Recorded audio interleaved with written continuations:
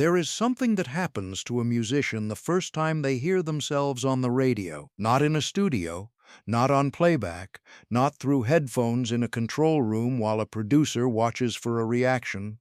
On the radio, in a car, or in a kitchen, or in a store, in the middle of an ordinary day. The voice coming out of a speaker that was playing other things a moment ago and is now playing you. It has happened to every musician who has ever had a record played. It happens once in the specific way it happens the first time. After that, it is a different experience, familiar, expected. The surprise is gone. The first time is the only time.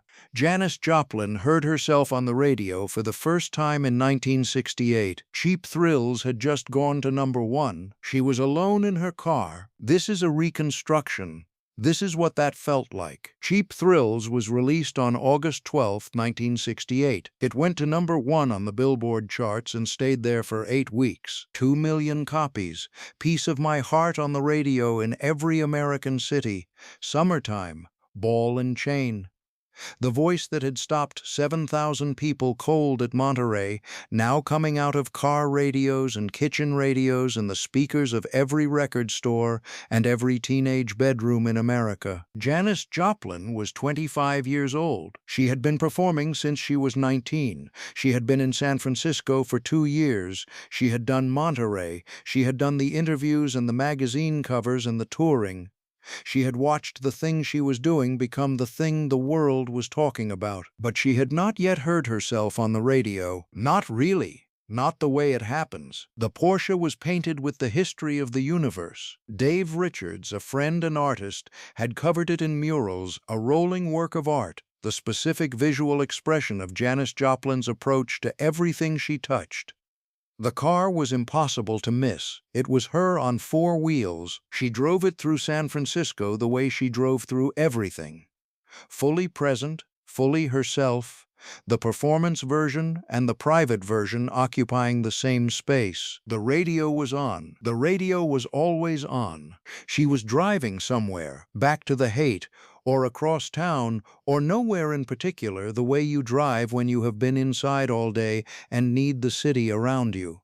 The ordinary drive, and the DJ said her name, and now, Janis Joplin. Her hand tightened on the wheel. She knew what was coming. She knew the record. She had made the record. She had been in the studio when they made it. She had heard the playbacks. She knew every note, but she had not heard it like this. The first note came out of the car speaker, her own voice. From outside. She had always known her voice from the inside, from the specific internal experience of making the sound, feeling it in the chest and the throat and the body.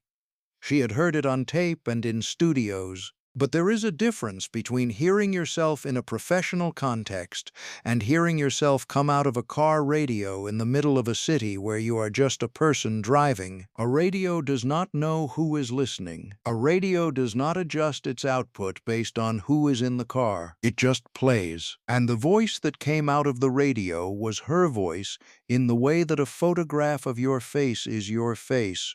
Recognizable, yours, and also somehow not quite what you experience from inside. She pulled over, the Porsche to the curb, engine still running, radio still playing. She could not drive and do this at the same time, not because she was overwhelmed, though something close to overwhelmed was present, because this was a specific thing that required specific attention, and she had learned somewhere in the 4 years since Threadgill's to pay attention to the specific things. She sat with her hands off the wheel. Her voice came out of the car radio. On the sidewalk outside, a child walked past with a transistor radio.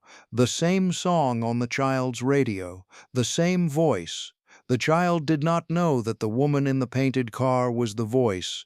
The woman did not know the child was there. The song connected them without either of them knowing. That is what a radio does. That is what a #1 record does. It puts your voice into the air of a city where strangers are carrying it without knowing you are nearby. What did it feel like? This is the question that nobody can fully answer because nobody who was in the car has given a full account. This is a reconstruction. The specific feeling of the first time is only fully known to the person who had it, and she is gone. But we know something about what she said in interviews in the period when Cheap Thrills was number one, about what it was like to be famous in this way. She said, in various forms, that it was strange, that the voice she heard on the radio was her voice and was also a separate thing, a thing that had gone out into the world and was living a life she could not entirely control or predict. She said once that she was not sure she liked hearing herself on the radio, not because the record was bad, because the gap between the inside of a performance and the outside of a performance, between the specific living experience of making the sound and the experience of hearing the sound come back to you from a speaker, was larger than she expected. The performance was alive when she was making it. The radio played a recording of a performance. The recording was real. The aliveness of the performance was in the past tense. She sat with that. The song ended. The DJ came back. Another record. The ordinary flow of radio. She sat for a moment in the silence after herself. Then she started the car. She drove back into traffic. The radio played something else. The city continued to be the city. She had heard herself on the radio for the first time. It would happen again. It was already happening in every car, on every street, everywhere that Cheap Thrills was playing. It would happen for the rest of her life and after her life. For 55 years and still counting. But the first time had happened. And the first time is the only time. She died 2 years after that drive. She was 27 years old. Piece of My Heart is still on the radio. Summertime is still on the radio. Ball and Chain is still on the radio. Me and Bobby McGee, which she recorded 2 years after hearing herself on the radio for the first time, is still on the radio. Right now, in a car somewhere in America, her voice is coming out of a speaker. A driver is listening. They do not know they are in the same position she was in, parked on the side of a San Francisco street in 1968, hearing a voice from outside that they only knew from inside. She knew it from inside. She pulled over to hear it from outside. The song ended. She drove. Here is what this story asks you. What is the thing you have made, or said, or done, that went out into the world and came back to you from a direction you did not expect?